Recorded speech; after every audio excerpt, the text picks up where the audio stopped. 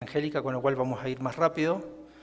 Uno quiere titular a un paciente porque quiere verificar que el tratamiento con CPAP es capaz de abolir o de eliminar la mayor parte de estos eventos, apneas, hipopneas, microdespertares vinculados a aumento del esfuerzo, ronquido, con un mínimo o, en lo posible, ningún efecto adverso. Y que esto sea efectivo en cualquier posición y en distintos estadios de sueño, incluyendo posición boca arriba y estadios de sueño REM. Hay tradicionalmente diferentes métodos para hacerlo. Lo tradicional es la titulación manual. Manual quiere decir que el técnico es quien hace ajustes en tiempo real durante un registro que va viendo a medida que corre el registro cómo se van desarrollando los eventos y va haciendo subiendo, disminuyendo, modificando la modalidad o la presión de tratamiento, o con CPAP autoajustable que puede hacerse de manera vigilada. Es habitual que muchos laboratorios de sueño hagan polisomnografías y confíen en el CPAP autoajustable para titular sus pacientes mientras que se toma un registro, o bien directamente con un CPAP autoajustable en su domicilio sin tener ningún tipo de vigilancia directa.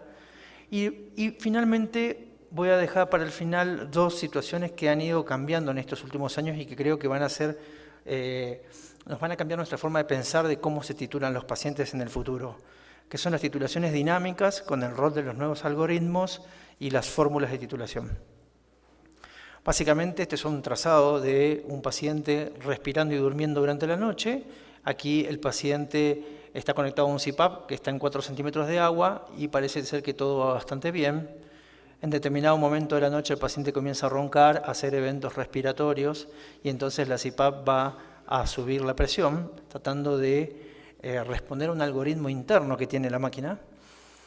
Aquí ven una página más comprimida con numerosos eventos respiratorios de tipo obstructivo, donde la máquina está entre 8 y va subiendo a 9, o inclusive aquí ya se sitúa en 10 centímetros de agua. Y con algunos valores de presión también aparecen eventos que no son obstructivos, y la máquina debe ser capaz de determinar que estos eventos no lo son y no cambiar el valor de presión. Hay bastante escrito sobre el valor del algoritmo de las distintas máquinas para detectar eventos obstructivos y tratar la apnea del sueño, pero bastante menos sobre esos mismos algoritmos para detectar este tipo de eventos que no son inhabituales que aparezcan durante las noches de titulación. Finalmente, las máquinas permiten hacer gráficos y determinar qué porcentaje de la noche estuvo el paciente con determinados valores de presión y arrojan un numerito que parece un número mágico y no lo es, que es la presión efectiva en el percentilo 90 o en el percentilo 95 y que se acepta como un valor de titulación que permite tratar la mayor parte de los eventos, si bien no eliminar todos, eliminar la mayoría.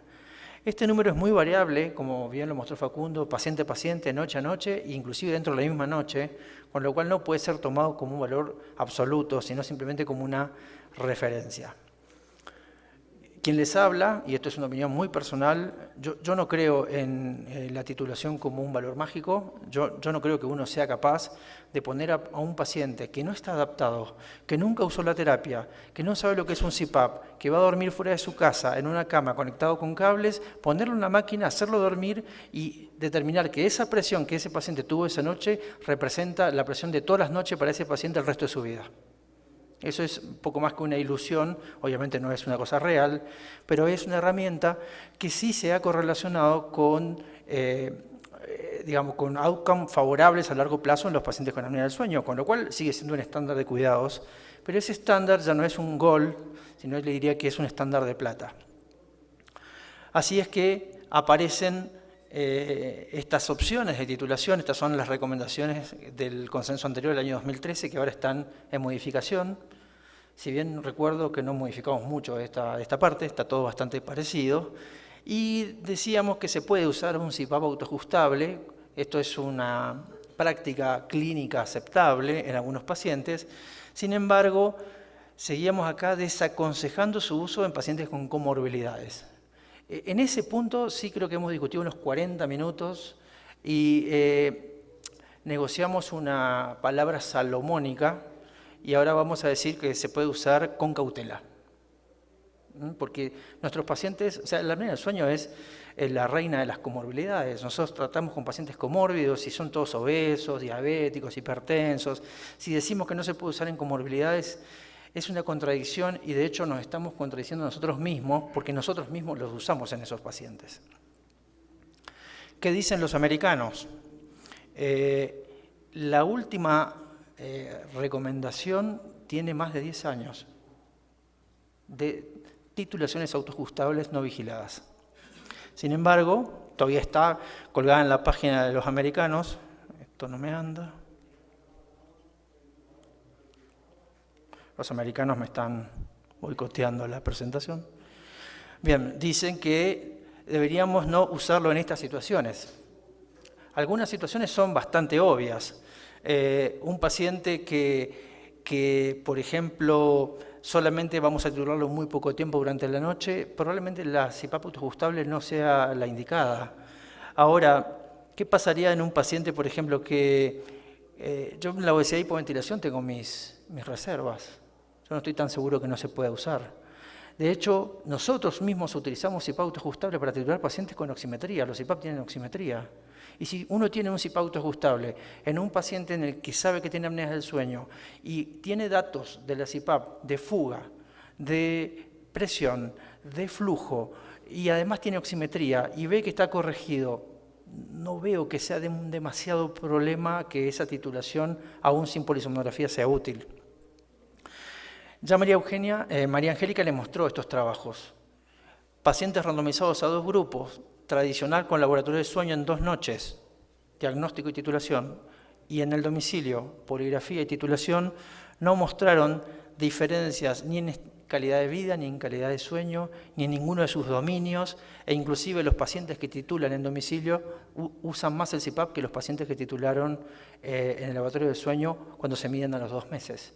Y hay 4 trabajos que muestran eso, porque la primera experiencia que tengo un paciente con la CPAP es determinante para el resto de las noches. Este otro trabajo que viene de España, que también lo mostró María Angélica, que randomizó más de 200 pacientes a cada grupo, fíjense ustedes, y díganme si estos pacientes no tienen comorbilidades. Estos pacientes tienen comorbilidades, igual que los nuestros, igual que los de ustedes. Lo que pasa es que hay que ser juicioso con la interpretación, porque el juicio lo tiene el médico y no es la herramienta que usa el médico. La herramienta da valores y nada más. El juicio clínico lo tiene el médico. Finalmente, llamarle la atención de que no todos los dispositivos de CPAP se desempeñan de la misma manera. Este es uno de los primeros y pocos o muy escasos trabajos que hay de validación de algoritmos de equipos de auto-CPAP en un banco de prueba. Este equipo testeó 11 dispositivos comerciales disponibles en Europa. Yo puse acá algunos de los más comunes que estamos usando en nuestro medio, en Argentina al menos. Creo que son más o menos los mismos que usan aquí en México y en el resto de Latinoamérica. Sin embargo, estos primeros son todos, vienen de Asia y los últimos son equipos portátiles europeos. Se sometían los equipos a testeos de 12 horas donde se simulaban eventos obstructivos y centrales y se veía cómo la máquina ajustaba la presión. Y hay equipos que ajustan la presión así y otros que lo hacen así. Y no es igual en una máquina que en la otra, siendo que el banco de prueba y el modelo de prueba era el mismo. De hecho, se le sometió a estas máquinas también a modelos que simulaban respiración periódica y las máquinas se comportan de manera diferente. De hecho, estos primeros 3 equipos que son chinos son excelentes para tratar apneas obstructivas, son mejores que cualquier otro, pero son muy malos para cuando uno descarga datos de esas memorias, si es que tenemos el software disponible, por supuesto, para hacer la lectura de los índices residuales o para comportarse en cuanto a eventos centrales. Finalmente aparecen los nuevos algoritmos de ajuste lento, que prácticamente patean el tablero, como decimos en Argentina, patean el tablero porque rompen todas las reglas. La industria lo que ha hecho es poner algoritmos de ajuste en equipos fijos.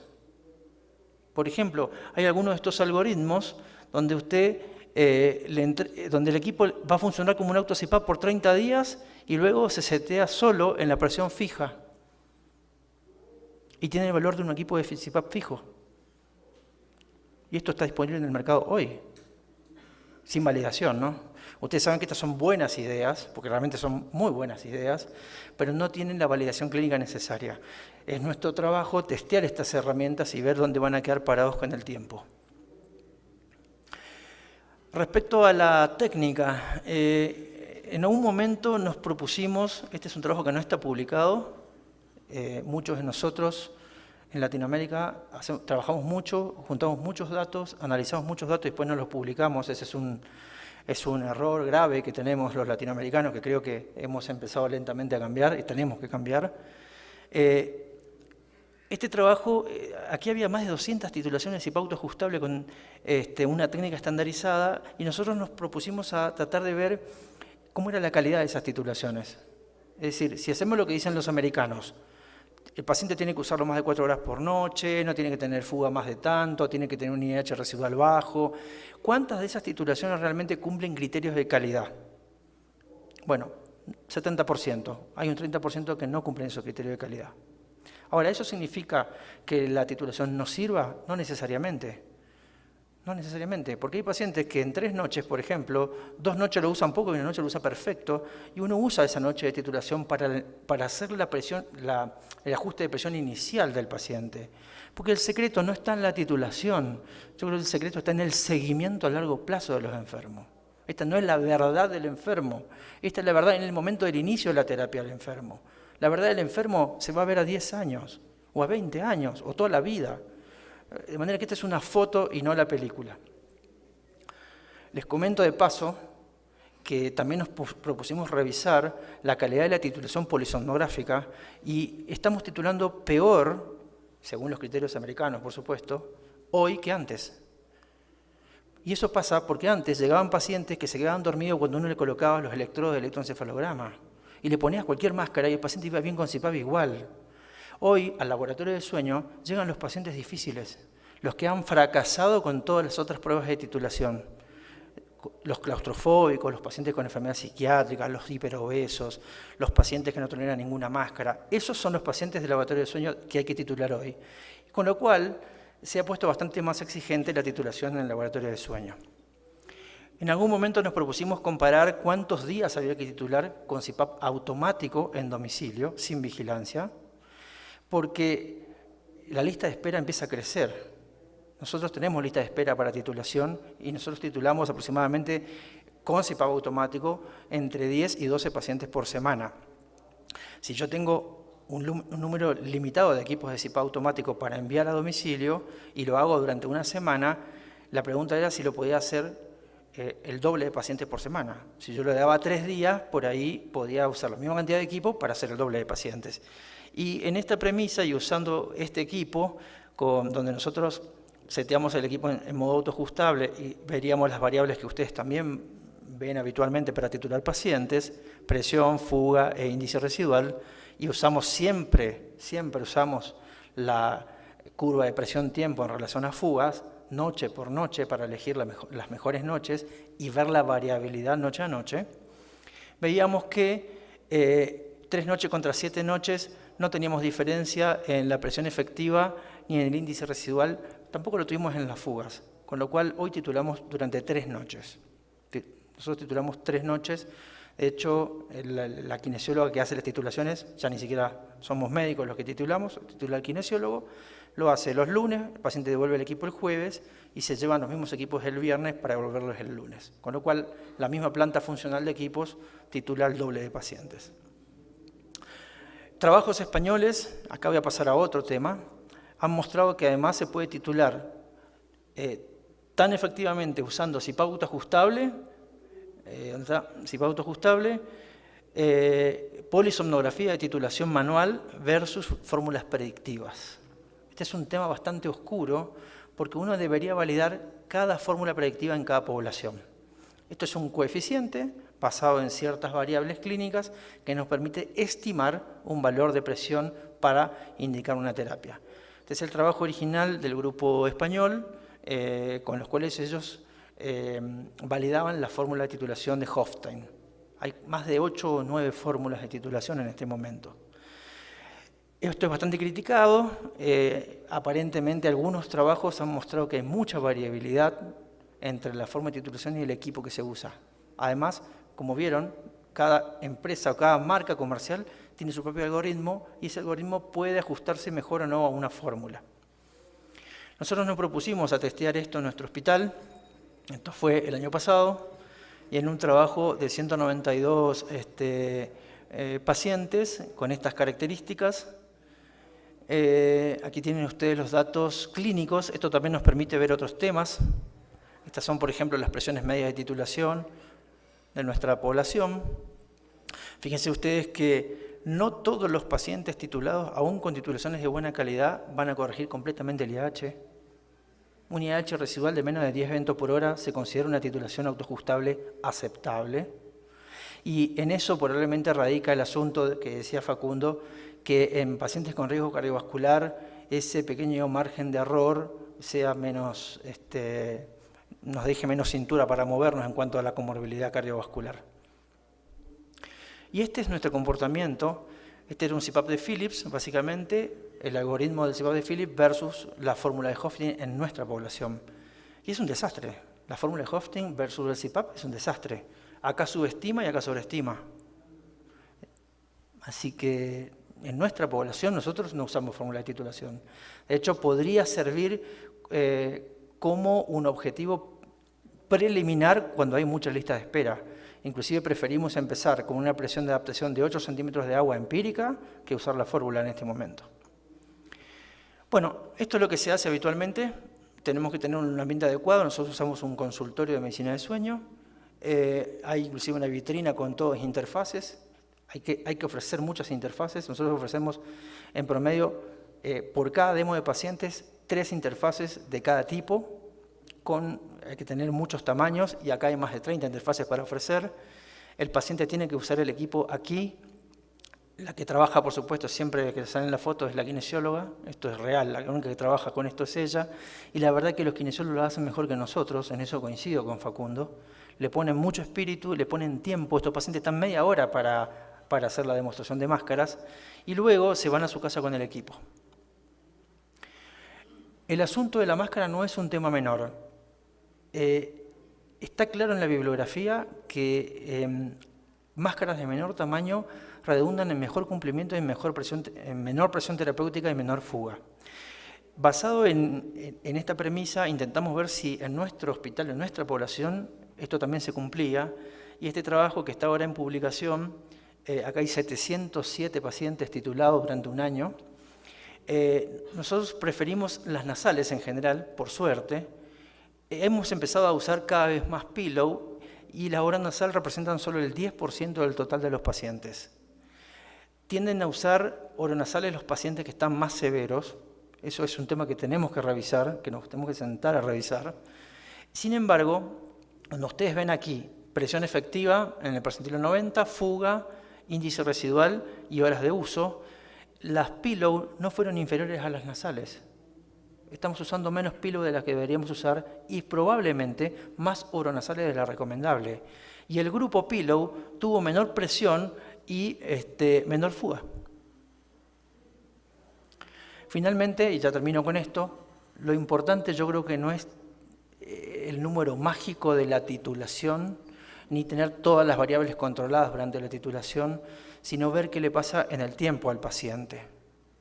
Con lo cual es importante tener estrategias para mejorar el tratamiento y la adaptación y tener organización. Y en esto las cosas han empezado a cambiar y es probable que la rutina de descarga de datos de los equipos, las estrategias que se nos han propuesto usando medicina a distancia, con el tiempo se vayan instalando y puedan ir cambiando nuestras estrategias de titulación.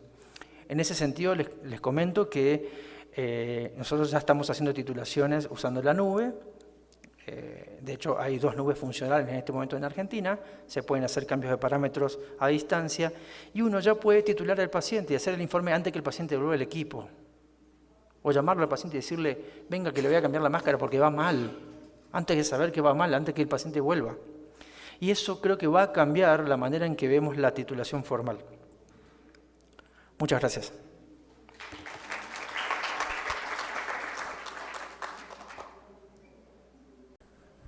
Le tocaba a la doctora Marta Torres. La doctora Marta Torres se tuvo que retirar. Entonces, yo voy a dar su charla, perdón. Esa. Es un tema pues bastante parecido a lo que ya Eduardo nos comentaba. Titulación con un auto-CPAP, ¿no? ¿Qué algoritmos existen y cómo se puede realizar? Yo empezaría con la definición de presión terapéutica. ¿Qué es la presión terapéutica? Pues es la mínima presión necesaria para eliminar los eventos obstructivos, normalizar el intercambio gaseoso y la arquitectura de sueño. ¿De dónde salió esta definición? Bueno, pues como mucho de lo que hemos estado platicando, traspolado de la polisomnografía, ¿no? De estas definiciones de polisomnografía que en algún momento se adaptaron para la poligrafía respiratoria, para el monitoreo portátil y para el uso de auto-CPAPs. ¿Cómo podemos encontrar la presión terapéutica? Bueno, aquí nos ponen dos opciones, una titulación manual, eso significa a través de una polisomnografía, o una titulación automática. Coincido con Eduardo, existen otras maneras, ¿no? Hay quien pone una presión empírica de 8 y ve el resultado. Las fórmulas, nosotros una vez hicimos una comparación. A nosotros la que mejor ajustaba comparada con una titulación manual fue Stratling, y a pesar de eso era bastante mala. No era muy buena. A pesar de eso sí de repente se llegó a usar en el laboratorio pues como una opción más, ¿no? Ahí está esa opción extra que en algún momento se usaba. Yo creo que las fórmulas, híjole, tienen un defecto. Muchas usan el IAH, ¿no? Y bueno, el índice de apnea, pues no, yo no le vería mucho sentido. Si ya calculaste un IAH por algún método diagnóstico, ahora ponerle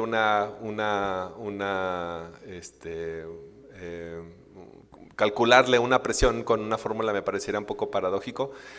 Si hubiera una fórmula que funcionara, yo usaría una que no use IAHs, ¿no? Que fuera sencilla, que me dé algo mucho más clínico. Pero bueno, ahí están las fórmulas y hay muchas, y les digo, para nosotros la que mejor ajustó en algún momento fue Stratling, pero ahorita no estamos usando ninguna. Y bueno, surge esta pregunta, bueno, ¿qué pacientes podrían titularse con un auto-CPAP? Bueno, pues aquellos que se estudiaron bajo un monitoreo portátil, ¿no? Si estudiaste a tu paciente con un monitoreo portátil y estableciste el diagnóstico de apnea obstructiva del sueño con un monitor portátil, pues lo lógico te dice que pues ahora lo titules o lo trates con un auto-CPAP, ¿no? Sería paradójico meterlo a una polisomnografía para titularlo en forma manual, ¿no? Alrededor de los auto-CPAPs, ¿cómo funcionan los auto-CPAPs? Sí, definitivamente diferentes marcas, diferentes modelos, diferentes algoritmos, diferentes funcionamientos. Este es otro estudio, este estudio es europeo, también de banca, donde se somete pues diferentes, cada colorcito es una marca de auto-CPAP diferente, con una señal de flujo robotizada, fijada, por lo menos en teoría, a una presión terapéutica de 12. Entonces vemos cómo pues hay marcas de auto-CPAPs que se quedan por abajo, hay marcas que se quedan por arriba, hay una por ahí que de repente parece que medio que coincide con la presión terapéutica. Sin embargo, bueno, yo creo que este tipo de estudios no son estudios de eficacia. No podríamos decir que un auto-CPAP es mejor que el otro basándonos en este estudio. Son señales robotizadas que podrían no representar el desempeño de un equipo ante un paciente real, ¿no? Pero bueno, ahí están, y creo que la información que nos dan es precisamente esa. Los equipos son diferentes, funcionan diferente, con algoritmos diferentes. Por lo tanto, eso podría hacer que la información que nos dé no ser intercambiable entre una y otra marca. La respuesta ante un evento es variable. Los primeros equipos de auto-CPAP que se construyeron se basaban en vibración. Entonces detectaban la vibración del flujo e intentaban quitarlo, así era como funcionaban. y eran buenos quitando apneas, pero dejaban muchas hipopneas. Entonces fueron auto-CPAPs que en realidad clínicamente no funcionaron, dejaban un residual demasiado alto a expensas de hipopneas. Después de la señal de vibración apareció la limitación al flujo. La señal de limitación al flujo tampoco resolvió el problema y en realidad los primeros auto-CPAPs que ya tuvieron un impacto clínico fueron los que combinaron limitación con vibración. Algo interesante de estos estudios es que esta señal es difícil de reproducir. Y algo interesante cuando analizamos estos auto-CPAPs que se metieron a este tipo de estudios, estos incorporan mucho vibración. Y entonces eso podría explicar por qué no responden tan bien a este tipo de señales robotizadas. Pero tampoco podríamos decir que son malos, ¿no? Magnitud de flujo nunca fue una señal muy usada, entonces existían los de limitación y vibración, y bueno, los últimos incorporan impedancia, resistencia al flujo aéreo, son esos que ahorita nos dicen que distinguen entre apneas centrales y apneas obstructivas. En teoría, si no hay una limitación al flujo, no suben la presión. Y bueno, hay muchas asunciones que de repente tenemos que hacer alrededor de estos aparatos, ¿no? Pero bueno, sí, todos son diferentes, todos tienen un copyright, ¿no? Entonces, todos van a funcionar en forma diferente. Este es el algoritmo de titulación manual de un CPAP para adultos. Ya muchos lo conocen y es una prueba de ensayo y error. Se fija una presión, que la primera es 4, y evalúas a tu paciente. Si tiene apneas, hipopneas o ronquido, le subes hasta que eliminas las apneas, las hipopneas, los ronquidos. Dejas ahí un periodo, buscas que el paciente haga un moro supino y por lo menos en teoría si eliminas las presiones o se eliminan los eventos en un moro supino, entonces bueno, pues estás seguro que las eliminas en los otros eventos o estadios de sueño. Por lo menos más o menos es el principio del algoritmo. ¿Y qué intenta hacer el auto-CPAP? Bueno, pues esto, pero en forma automática, ¿no? El auto-CPAP intenta detectar estos ronquidos, estas apneas, hipopneas y subir la presión hasta un nivel donde las eliminará, ¿no? Y aquí tenemos un ejemplo. Esto es una poligrafía respiratoria de un paciente con un CPAP A4. Está programado para que llegado un momento en especial se active y entonces eleve la presión. Y vemos como en la primera parte pues el paciente tiene muchos eventos respiratorios, muchas apneas y hipopneas, y bueno, cuando se activa el auto-CPAP empieza a subir, ¿hasta dónde? Pues hasta que elimina los eventos. Y aquí está el mismo paciente durante ya el registro completo de toda la noche. Y aquí está la presión de mascarilla, ¿no? Y entonces, como el auto-CPAP sube hasta eliminar las apneas, y luego el auto-CPAP siempre tenderá a bajar, ¿no? Una vez que pasa un periodo de tiempo, el paciente sin apneas, sin hipopneas y sin ronquido, pues baja la presión hasta que aparecen otra vez otros eventos y la sube y la baja y la sube y la baja. Entonces, estas subidas y bajadas, pues en algún momento motiva que de repente en comparaciones, en estudios comparativos, pues el índice de apnea-hipopnea residual sea un poquito más alto en auto-CPAP que en CPAP fijo. Sin embargo, la diferencia es muy pequeña, no tampoco hablamos de gran cosa, hablamos de 2 apneas por hora de sueño o cosas así en la mayoría de los estudios que comparan CPAP fijo contra automático, ¿no? Entonces ahí empieza la presión y bueno, así es como funciona un auto-CPAP. Pero bueno, si quisiéramos hacer una titulación con un auto-CPAP, ¿cómo se podría hacer? Este es el algoritmo de titulación con un auto-CPAP que se sigue en la clínica de sueño del Instituto Nacional de Enfermedades Respiratorias. Y lo escribió la doctora Marta Torres, era por eso que ella iba a dar esta plática, ¿no? Entonces, bueno, pues si seguimos las flechitas, se establece el diagnóstico de apnea obstructiva del sueño por algún motivo. Incluso de repente nosotros, yo insisto, yo sí doy tratamientos clínicos. Y en relación a tu pregunta, por ejemplo, que decías, ¿qué pasaría si le pones un auto-CPAP a un hipoventilador por obesidad? Yo sí los pongo. Yo sí, yo en mi práctica clínica cotidiana no bajo ningún algoritmo, yo sí a mis pacientes, ya tiene hipoventilación por obesidad. Ok, la primera prueba que yo hago es con AutoCPAP y tratamiento a largo plazo. Si veo que no revierte, bueno, pues ya paso a otro tipo de estrategias más complicadas, pero mi primera línea es el AutoCPAP. Y una buena cantidad de los pacientes resuelven con esa primera línea y eso, bueno, me ahorra tiempo, dinero y esfuerzo. A mí, al Instituto Nacional de Enfermedades Respiratorias. Bueno, el primer paso es elegir una mascarilla adecuada para el paciente, explicar y habituar al paciente a su tratamiento. Entonces, se le tiene que explicar al paciente cómo usar su equipo, cómo ponerse su mascarilla. Si el paciente no sabe cómo usar su equipo, adivinen qué va a pasar. Pues no se lo va a poner. Entonces, la educación es un tema, es un principio fundamental en las pruebas terapéuticas. El paciente tiene que saber qué hacer, cómo ponérselo, cómo resolver de repente algún problema, ¿no? Y bueno, habituar al paciente. La habituación la hacemos con CPAP a 4. Entonces, fijamos el CPAP en 4, habituamos el paciente unos minutos, 15, 20 minutos, y eso lo aprovechamos para que el paciente aprenda a ponerse su aparato, ¿no? Se programa el equipo. Nosotros sí usamos presión máxima de 20, entonces para nuestras pruebas usamos presión mínima de 4, presión máxima de 20 y una latencia, un tiempo de adaptación, usamos la latencia referida a sueño. Le preguntamos al paciente cuánto tarda usted en dormirse, le aumentamos un poquito, 5 minutos, si nos dice, yo me tardo 10 minutos, ok, fijamos el tiempo de adaptación o rampa en 15 minutos. Pues nosotros también en general hacemos ahorita estamos haciendo pruebas de 3 noches, ¿no?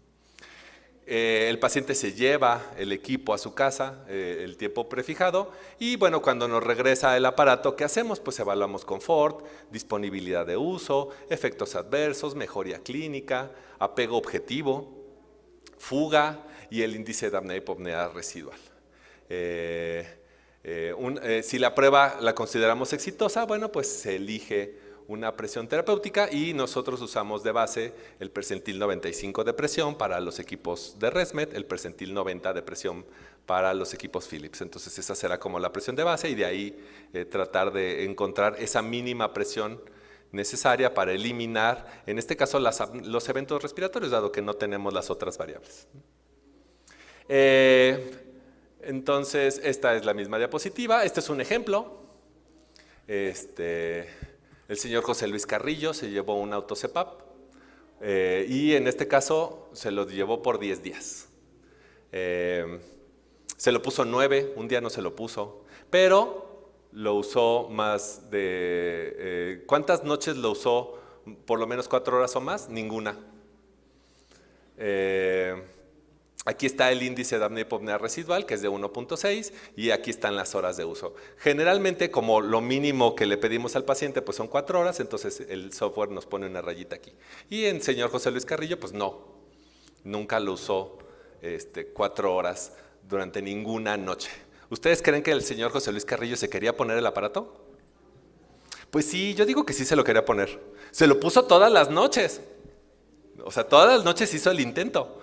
Se puso el aparato, pero pues no lo toleraba, ¿no? O sea, decía, oiga, no.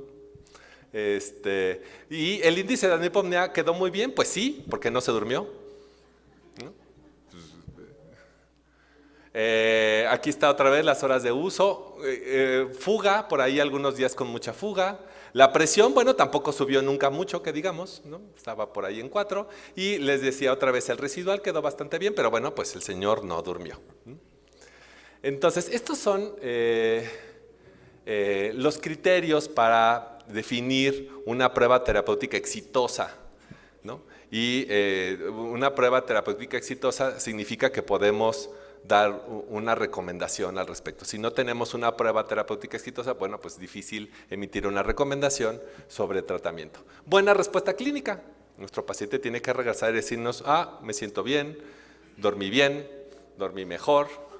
Buen apego objetivo, ¿no? El paciente tiene que cumplir con su tratamiento. Una fuga aceptable, la fuga aceptable puede variar un poco entre el tipo de equipo y tipo de mascarilla, tipo de conector, pero más o menos si lo fijamos ahí en 24 litros por minuto queda bastante bien. Y una buena presión terapéutica, ¿no? La mascarilla es fundamental, de hecho es la primera fase, el primer paso para hacer una prueba terapéutica. Y bueno, en general estos son los pasos a tomar en cuenta cuando colocamos una mascarilla. Lo primero que tenemos que hacer es evaluar a nuestro paciente. Hay que verle la cara y la cabeza, pues ahí es donde va la mascarilla, ¿no? Hay que analizar la presión terapéutica porque a veces la presión que vamos a recomendar tiene un impacto sobre el desempeño de una mascarilla, ¿no? Hay que medir el tamaño y elegir la mascarilla a usar, hay que colocarle la mascarilla, ajustarle el arnés, checar la fuga, que el paciente, quitarle la mascarilla y que el paciente se la coloque otra vez, encienda el aparato y checar la fuga con la mascarilla puesta por el paciente, ¿no? Y el paciente debe de ser apto para hacer todo esto en forma adecuada y entonces para que ese paciente se pueda ir con ese aparato a su casa por las 3 noches que dura la prueba, ¿no? Alrededor de la cara, ¿qué es lo que le vemos a la cara del paciente? Bueno, pues el género, las cabezas de los hombres son diferentes de las cabezas de las mujeres, y las narices, ya no digamos la cabeza. La nariz es muy diferente, simetría facial, la dentición, tamaño y forma de la cara, el cachete es importante, entonces la boca y el mentón, ¿no? Y entonces, ¿ustedes qué problemas anticiparían si le pusieran una mascarilla Paris Hilton? Doctora por allá, dice nariz chiquitita, operada pero chiquita, ¿ok? Es frentona, ¿no? Es frentona. ¿Alguien ha intentado poner mascarilla con maquillaje? ¿Con mucho maquillaje? Es una lata, se